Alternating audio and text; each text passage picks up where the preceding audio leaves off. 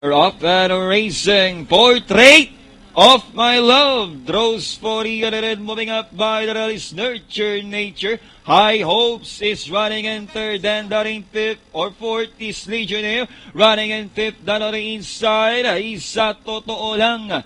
Going back to the leader. Very inside the last 900. A solo leader. Portrait of My Love, this time by Sam Polengs. Running in second is Nurture Nature. High Hopes are very close in third and down in fourth is Legionnaire. Moving up the favorite, Mr. Enrico. Third last, sa Totoo Lang. Moving up and pass, approaching is Smart Kid. And Spinning Jenny, who's now in behind them and inside the last 600. And it's still Portrait of My Love.